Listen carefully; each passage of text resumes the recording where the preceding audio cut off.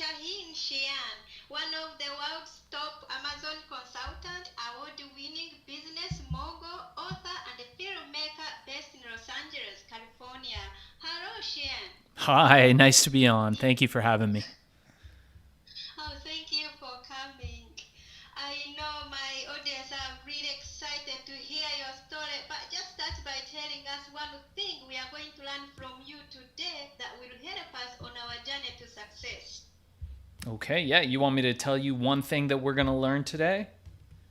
Yes. I think, patience, and by the way, I love the name. I think we all could use a little bit more patience in our lives. So Thank you. that is a unique name. I don't think I've ever heard of anybody named Patience before, but that's amazing. I think, do you have any children? Not yet. Okay. When you do, we'll have to find equally interesting names for them. So it can be patience, Yes. discipline, and humility. And people will be like, what? You'll be like, oh, well, those are my kids. I'm patience. This is discipline. And the little one over there is humility. And that sounds really Wow. great. So I think those are probably going to be the three things that if I were to impart on anyone as far as a success journey, which is what your podcast is called, the success journey that you need is going to be just that: patience, discipline, and humility. Wow. Thank you. I can't wait to hear more about that. But let's get started with the basics. Can you tell my audience a little bit about your background, about what you did before you started your own businesses? Yeah, absolutely. So, patience, I started when I was very young. In the early 90s, I left home at a very young age. And by the time I was 15, I found myself with nowhere to live, no money, and just basically going from couch to couch, sleeping in abandoned buildings, whatever, trying to figure out what my next move was. And turns out that I found a mentor, somebody who was very wise, and I learned how to navigate the journey to success. And what happened was that I invented a legal drug, a supplement at the time. It became one of the largest in the world. And by the time I was in my late teens, we had created over $1 billion US dollars in revenue. And I was well on my way to doing a lot more. How about you, Patience? Wow. Where are you based out of? I am in London, but originally I'm from Uganda. Yes. Ah, okay. So, but you're in London now, but your background is Ugandan. Yes. I love that. How many of your listeners do you think are from Africa? A few, but they are catching on now because a few years ago, 2016, when I went back there, I found that the village I left to, no one had a phone. Now they were on WhatsApp. I'm like, really? You have a network here? So I was surprised and shocked. So yes, they are catching up at the moment. Yeah, let's get See, that whole continent on board. I spoke in Africa, in South Africa, just the year before COVID, and we spoke on stage. It was myself and a bunch of success authors, coaches, and we talked to an audience of about 10,000 people. And I have to tell you, the African people that I met there that came from all over Africa. We had Ugandans, we had Nigerians, we had South Africans, we had people from all over Africa. They were some of the kindest, some of the most humble, some of the most enthusiastic and ready to learn people I have ever met in my life. And the one thing that I saw in their eyes is opportunity. And I think that the entire continent of Africa now is poised to really hit this next level of success. And I think just with the sheer level of energy that's there with this next generation of young people who have access to mobile phones, who have access to the internet, and they're willing to work hard to get to their goals, while a lot of other countries, people are just comfortable and sleeping, I think we're going to see some amazing things coming out of Africa. What do you think? I can't wait. Wow. What a background, Shaahin. Wow. What do you do? What you do? Why do I do what I do? Yes. Yeah, so look, that's a good question, right? I've created a lot of wealth in my time. I've created a lot of millionaires in my time. And I've had all the things. I have, a very comfortable lifestyle, right? I have, the cars, the houses. I've got a beautiful family, which is more important than all of that. And, in the past, my lifestyle was a lot more extravagant, right? I had, traveling on the private jets and the yachts and hanging out with celebrities. And, I've done all of that. But I'm at a stage in my life right now where the single most important thing to me is making an impact. And in the past, I made that impact through the products that I created, the companies that I built, and the people that I inspired from within. At this stage in my life, it's my goal to inspire others to reach their best level of success. And the reason why I say that and not my level of success is because you can't compare yourself with other people. You can compare yourself with yourself. It's like that scene in the film Rocky. I think it was maybe in one of the later ones where he's looking and he's asking his coach. He's like, "Hey, coach, you think I'm ready?" He's like, "Ready for what?" He's like, "Ready to beat the opponent." And he points to the mirror, and I'm probably butchering how this went down, but this is my recollection of that movie, or maybe it was a different movie. And he looks at the mirror and he goes, "That's the opponent you need to beat." And he goes, "What?" And it's in the mirror, and it's himself. So for all of us, it's really yourself, that man or woman in the mirror that you look at, that's the only person you should ever compare yourself with. And being 1% better than you were yesterday, than you were last year, last month, last week, whatever, is the goal that you should aspire to. Because looking to other people and comparing yourself with them is a fool's game. There will always be somebody more wealthy than you. I remember in the days of my company, I created this drug called herbal ecstasy, and it was huge. And I spent so much time, Patience, doing TV interviews and radio interviews, and I was everywhere and on yachts. And I thought, I had this mansion in Malibu that I bought from one of the actors in Beverly Hills Cop. And it was a beautiful mansion. I mean, Italian marble and sandstone, and he had filled it with antiquities from actual Rome. This guy had frickin' gone to Rome and bought the columns and had them shipped to Malibu, to the beach house. I mean, the house was gorgeous. We had a little mini museum in the house with a little domed roof. And, I would push a button and the ceiling would open up and we could see the sky while we're soaking in this bathtub looking at the Pacific Ocean. And I thought I was at the top of my game. I looked in my garage. I had a Ferrari. I had a Porsche. My bank account was full of money. There was bags of money laying everywhere. I mean, I thought I had done, been there, done that, like at the top of the game. And then I get invited to a investment banker's house. And I go to this guy's house, and Patience, I'm not kidding you. From the time we get to the gate to the time we get to his Bel Air mansion, it took 15 minutes. You have to go to the gate. The security meets you at the gate. Then they drive you around in these little golf carts to the front house. Then you have to walk all the way over to the other part of the house where everybody's at. And I'm looking around, and Patience, I was feeling small. I was going, oh my God, I have this tiny little house. And the guy says, "Come on, let me show you my garage." And I'm thinking, okay, he's got a garage like me. He's got 4 or 5 fancy cars in there, right? So, we're good.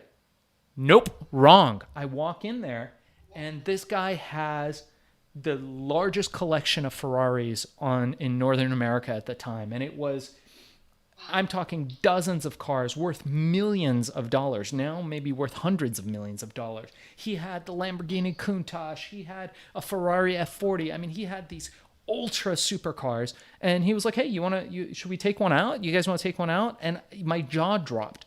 I was thinking these cars should not be driven. They're worth millions of dollars. He didn't care. Right. And he's like, oh, sorry, we can't, we've got to get on the jet later tonight and then get on the yacht.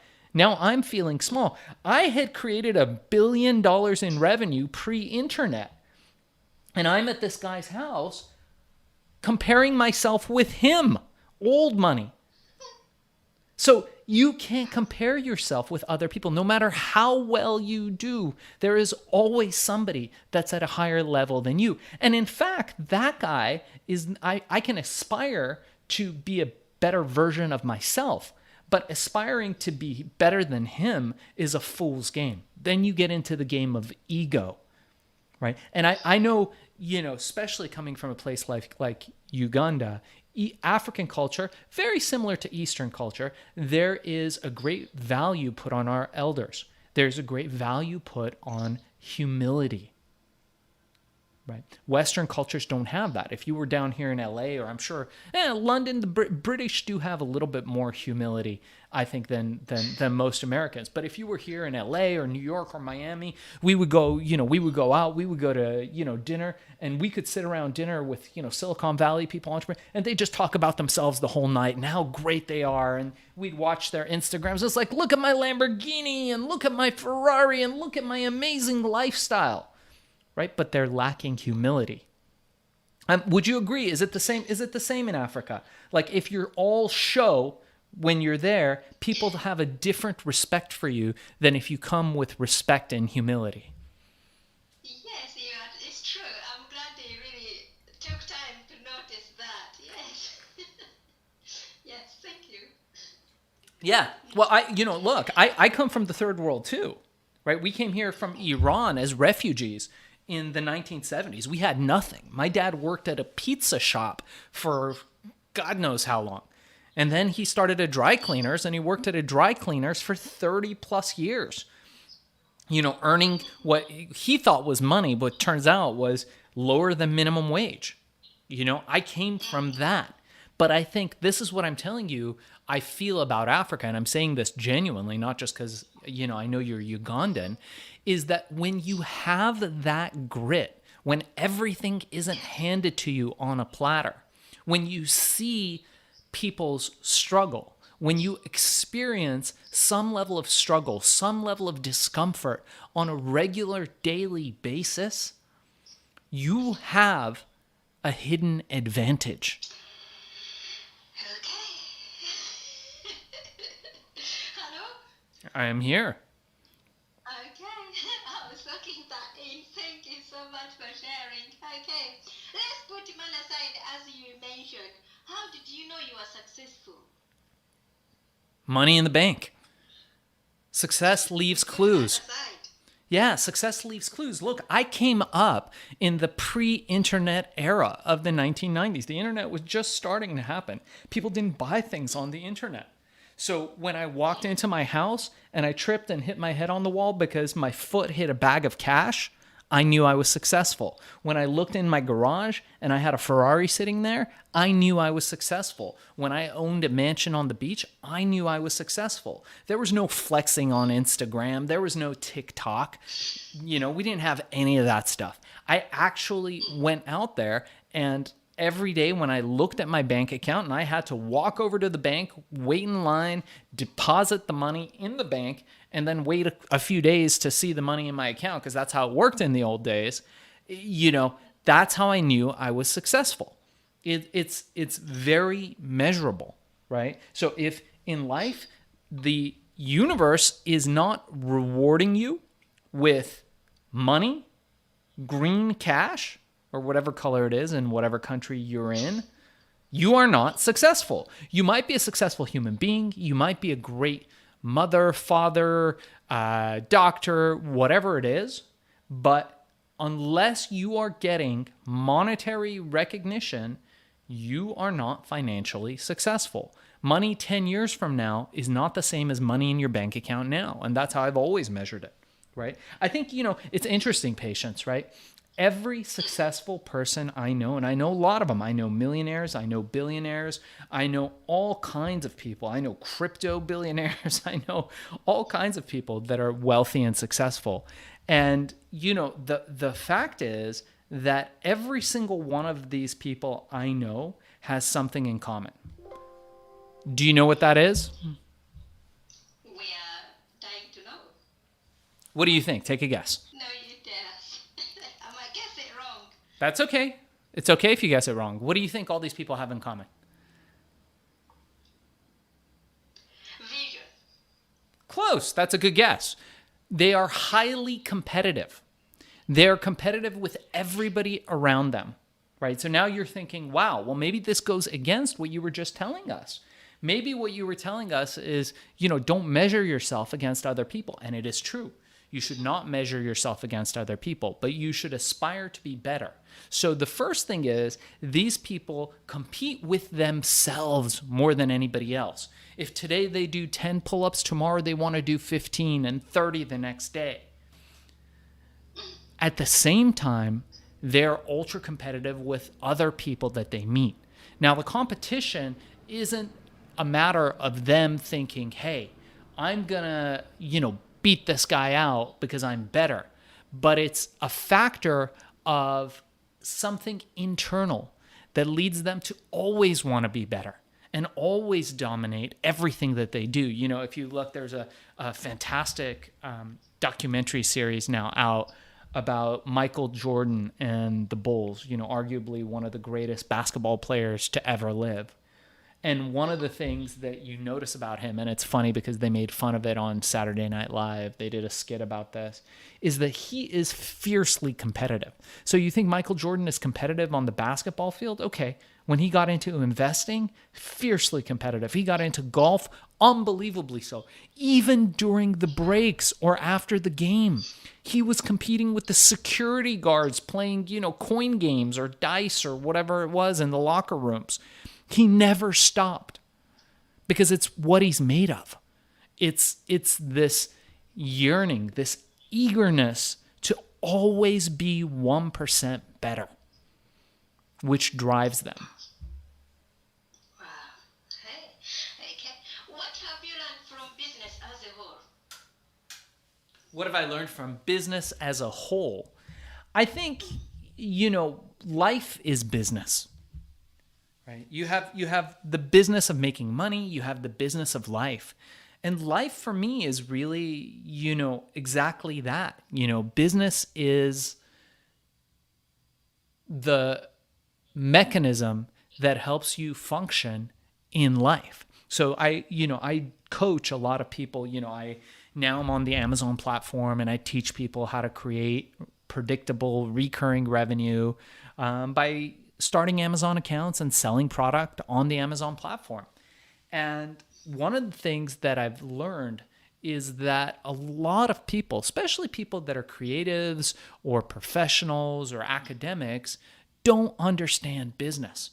And in addition to that, when they look at people who are successful, when they look at even I've got lots of friends that are famous actors. I've got friends that have won Academy Awards, right? And when people look at them, they go, hey, look at her. She, she's such a good actress, which is why she won the Academy Award and she makes however many millions of dollars a year she makes. But is she really? I mean, there's a lot of females that are more attractive than her. There's a lot of females that are better actors than her. There are a lot of females that are, all those things. Why is she doing so well? Well, one of the reasons is there's a few, but one of the reasons is that she's also really good at business. She understands how to hustle. You look at any of these big actresses or actors out there. I'm using actress as an example because you are a female. But if you look at any of them, you will note that there is a business that goes around them. Any of my friends that are actors, successful actors, They have a whole machine that is behind them that manages their business, and they have to manage that machine. So when you see that, hey, they're a good actor, maybe they're a good actor and they have that skill set, but a lot of people have that skill set. It's their ability to conduct a business that enables them and empowers them to be ahead of everybody else and to be in that 1%. Now, in addition to that, there is a formula for success. If you want me to share it with you. Yes, we are waiting. Yeah. So there's a book that's actually called The Formula, and it's by a professor. I always butcher his name, but it's Barabasi, and it's called The Formula or The Success Formula. You'll find it online, or I'm sure we can share it with our guests in the show notes. And he talks about success this is a guy who studied successful people and dissected what it is that makes them successful. And he came down to two principles. Principle number one is performance, right? You do have to be a good actor. You do have to know how to read lines. You do have to look good if you're in the business of selling your presence. But in lieu of that, in lieu of performance, the thing that's even more important is network. Right, Patience? So if it was just me and you, and, we decided, hey, we're going to launch a cryptocurrency, right? Maybe we would do okay, right? Maybe it would be all right, right? I know a few people. I know you know a few people. We could try to launch a type of cryptocurrency and see how we do, right? Okay, fair enough. Now, if Elon Musk decided to launch a cryptocurrency, which one do you think would do better, ours or Elon's? Of course, Elon's. Of course, Elon's, right? And it wouldn't matter if ours was a better cryptocurrency, would it? It wouldn't matter if ours had better white papers and, it was backed by this and that and the other and blessed by the Dalai Lama and ours was like the greatest Bitcoin. It wouldn't. People would buy Elon Musk's cryptocurrency by orders of magnitude more, right? One of the reasons is, yes, he's famous, but two is that he has an insane network. He has a massive network. So he would make some phone calls and he would get Warren Buffett and he'd get Tony Robbins and he'd get all these people within his network to promote it. So the bigger your network, right? If you're Jeff Bezos or Elon Musk, right, you do have access to a lot of funds, but you also, what's more important is you have access to network. So what young entrepreneurs can start to do now is to start building their network. And you build your network by bringing value, by not always asking, hey man, what can you do for me? Right? It's such a weird thing. What can you do for me? Right? Instead, go out there and be an authentic, real person that cares about other people and see what you can do to help them without asking for anything in return. It's such a rare thing when people recognize that. And we have Professor Cialdini, Robert Cialdini, who wrote the book Influence, his principle of influence, reciprocity, one of the most powerful ones, right? It will come back to you if you have no expectations. People, as humans, we are hardwired to want to give back to people who have given to us. Yes. Wow. Thank you. Okay. If you could rerun the first year of your business, what would you definitely know to do? Okay. So if I could rerun the first year of my business, I think what I would do, I guess I think what you're asking me is really, what I would do differently.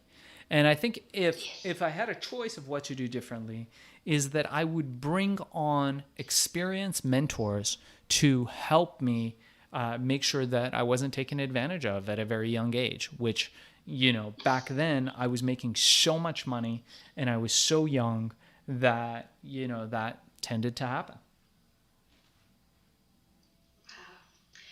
What is one thing that has contributed to your success? What's one thing that has utility of contributed to oh, your success? What's one thing that's contributed to my success? God, I think, there's so much stuff, but I think, one of the things is what we already talked about, grit, being from the third world, starting from less than zero, having nothing. Because when you have nothing, you know that it can't get any worse than that. So, and you don't want to get back to that. So anything is a step up. When you can act like you have nothing to lose, you're at a great advantage. I watch and follow a lot of UFC fighting, Ultimate Fighting Championship, and jiu-jitsu and all this type of stuff. And I think, for those guys, the guys in the UFC ring, what I notice is that when a guy comes in and, he's had years and years behind him and he's got the mansions and the planes and all the money and he's gotten comfortable and a little fat, he's not going to be the most fierce opponent, right? Because he's got a lot to lose. He doesn't want to get injured. He doesn't want to, lose the mansion. He doesn't want to lose his the credibility that he has. So those guys can just, retire, right? Those aren't the guys you worry about, even though they have the most experience. The guys you worry about is a young guy who's in the shape of his life, but he started from nothing and he has nothing. And this is his opportunity and he is hungry.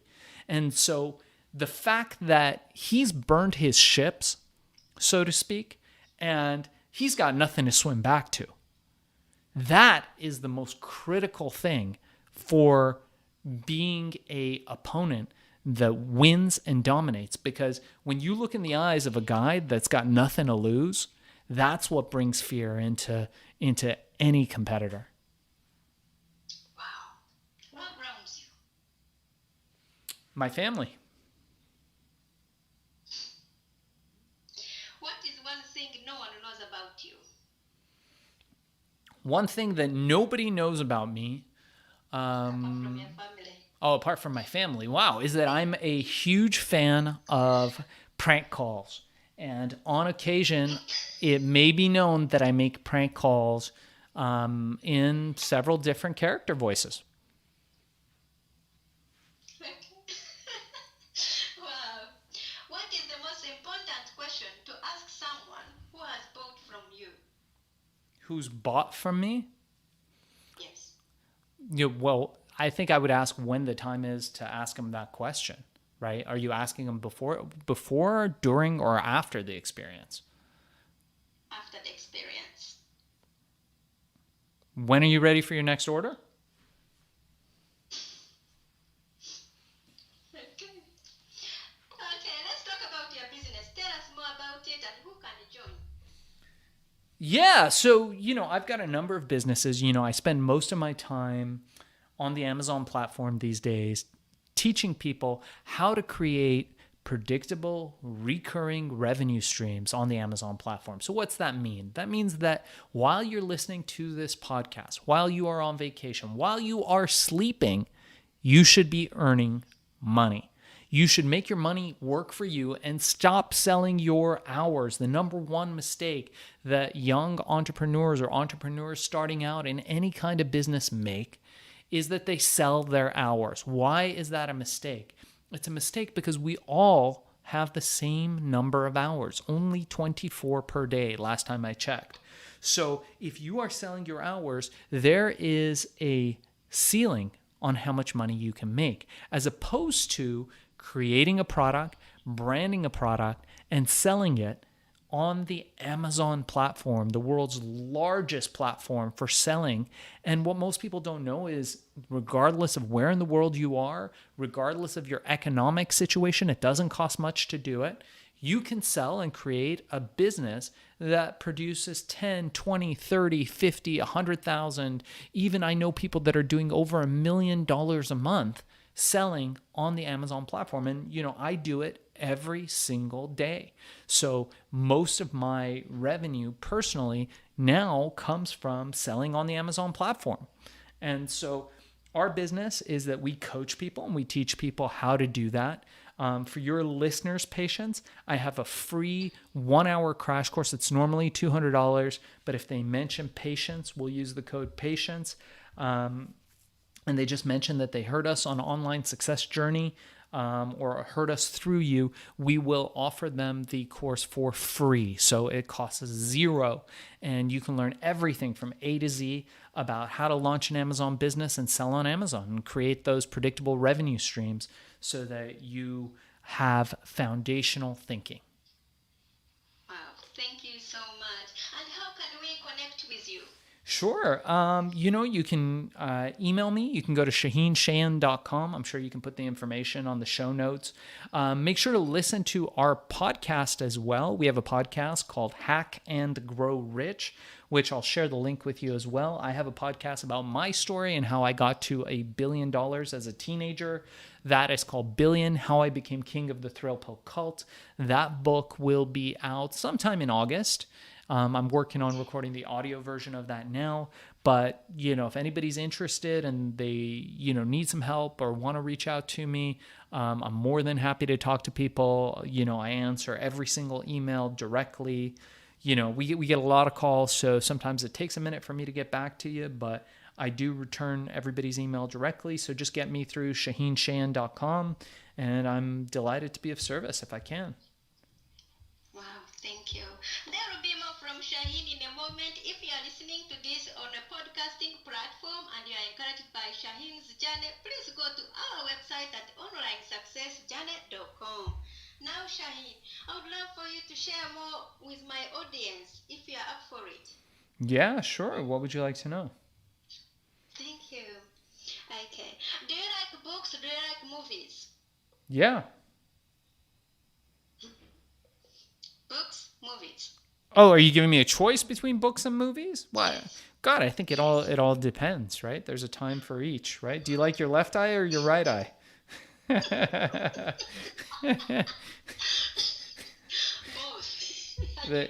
There you go. Okay. All right. I'm going to go with movies because you're a filmmaker. Okay. Tell us, what is your favorite movie that has some relevance to being an entrepreneur? Oh, wow. Well, you know what? I'll recommend something current that's actually like a TV show. The TV show Billions with Daniel Lewis and that whole cast is absolutely, I think, one of the best of all time. Billions is a show about a hedge fund manager and his crew of outcasts. And it's really, an exceptionally made, I think, series. So, but films aren't that good anymore. That's the problem because TV is so good. The movies you can watch on, HBO and Netflix and Amazon have gotten so good that I don't really know anybody who goes to movies anymore. I think it was fun a while ago, but I don't think now it's a thing as much, at least. Okay. If your business was down to its last $100, how would you invest it? To its last $100? Yes. How would I invest I know it? you're millionaire, but you had only $100. If I had only $100, I don't know. Maybe I'd go buy some sushi and figure out what my next plan was. I think that's what I would do. I'd go buy some sushi. If you're going to keep a note to yourself in your pocket every day, what would be written on it?